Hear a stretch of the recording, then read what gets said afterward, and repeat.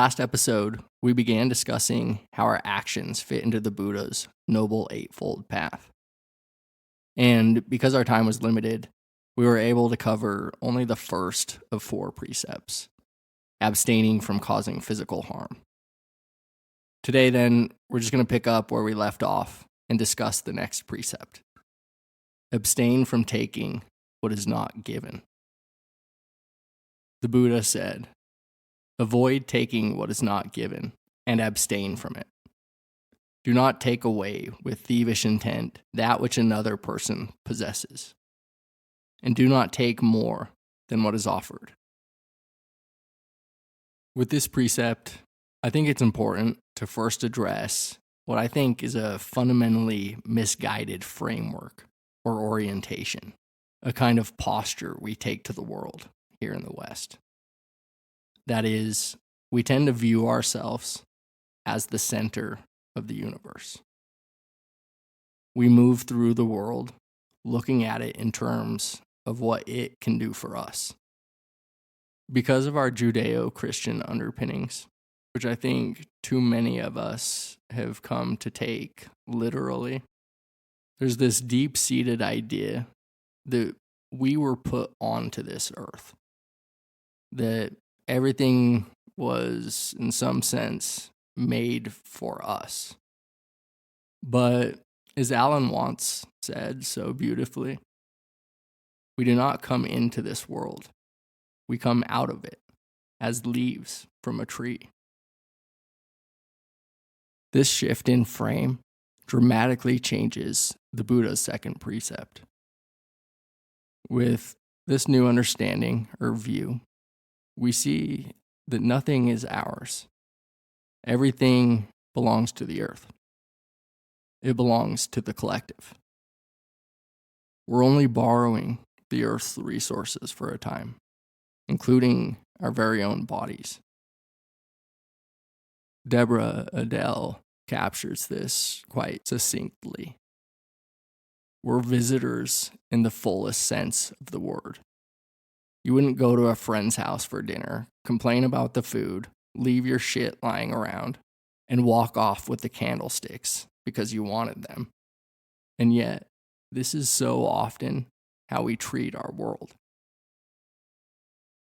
Non-stealing asks us to live in harmony and reciprocity with the whole of existence. Where stealing expresses our greed or envy, our egocentricity, non-stealing is the expression of love and compassion. It's an expression of our fundamental non-duality. So, really, abstaining from taking what is not given implies a lot more than not stealing.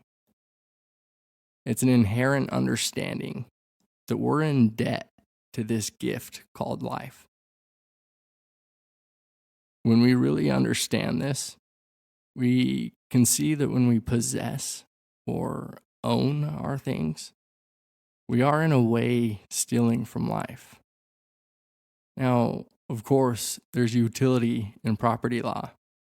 I understand that we don't want to live in a world where we have no claim to our homes, cars, phones, laptops, and other possessions. That would be a nightmare. What I'm pointing to here runs deeper than the relative level. It exists on the ultimate, with the direct experiential understanding of our selfless nature. Here, we can't possess anything. Because, however, we play out our lives on the relative level, we'll naturally use language like my house, my car, my phone. We just need to be careful that our language doesn't distract us from the deeper truth that nothing really is ours. We got to remember to keep one hand on the truth, to hold the relative and the ultimate together. When we do this, we can start to view everything in our possession as something precious, something on loan to us, as something we need to take really good care of. When we forget and get lost in the relative world, when we collapse into thought, we succumb to greed. We forget that everything is borrowed. And so we end up stealing in all kinds of ways. You don't need to look far to see that our greed has stolen from every creature of this planet.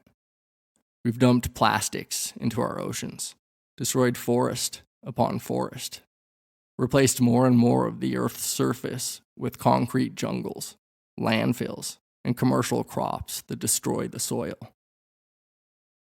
And what about the future? Aren't we stealing from it too? Stealing from our children and grandchildren, consuming with an insatiable appetite. Again, as Deborah Adele says, we exist in a giant black hole, which no amount of possessions can fill. There's excess everywhere. Excess in our bodies, excess in our closets, excess in our schedules. We've forgotten entirely about tomorrow. We live as if there will be no one here after us. Let's change our focus from what we don't have to the abundance that's right in front of us. Let's live in the peace and joy of contentment, rather than in the pain and emptiness of lack and want. Let's expand not our possessions, but our very beings by getting in touch with the vast gratitude that's available to us. Gratitude for the earth, for its resources. Gratitude for life, for all those who came before us and sacrificed so much, even their lives, so we could live with more freedom. 100 times a day, I remind myself that my inner and outer life depend on the labors of other people, living and dead, and that I must exert myself in order to give in the full measure I have received and am still receiving. Albert Einstein. In all the instances where we steal, we make the situation about ourselves, not about the whole. And it often comes from a place of greed and scarcity, both which ironically impoverish our hearts and minds. One subtle or not so subtle way we see this is when we trump or one-up people, when we come behind them with a bigger, better story. Usually we do this just to buoy our own sinking ego. Look out for it when you engage in conversation with others. Are you really taking an interest in the other person? Or are you just looking for ways to steal attention? Let's try to take some time to sink into the other person's story before we jump in with our own. Something closely related to this is when we don't give our attention to others. Look and see for yourself with insight meditation that we, at bottom, are the space in which everyone and everything is arising. The mind, the unformed stillness, is what holds everything. So when we don't pay attention to the people around us, we steal from their existence in a way. Watch this, especially when it comes to our kids. I can't express how much we steal from our children when we don't give them the attention they need. Not a spoiled attention, but an intention of true love and care. One that contains the wisdom of no. What a world it would be if each of our children grew up knowing that they were seen, felt, and appreciated. Another subtle way we steal from ourselves and others is when we enter into that nasty comparing mind. By its very nature, with the comparing mind, we step into a dualistic frame where we intend to put someone or something above or below the other. That is, we take value or worth from someone or something. And this is very often our own. When we compare ourselves to others, we often find scarcity in ourselves. We think we're lacking. And on the other side, we're just doing this to another. There's a common saying that's attributed to many people, but it says, comparison is the thief of joy. Well, before we turn and look at some of the antidotes to stealing, let me first just reflect some questions to explore how we might be stealing from ourselves. When you impose an outside image of you onto yourself, are you not stealing from the uniqueness, from the very essence of who you are? When you don't believe in yourself, are you not stealing the vitality and passion from your heart to live and express freely? When you judge or criticize yourself, are you not stealing from your own self-worth? What about when you live in a constant state of hurry and busyness? When you don't give yourself time to listen to your heart or digest and assimilate your experiences?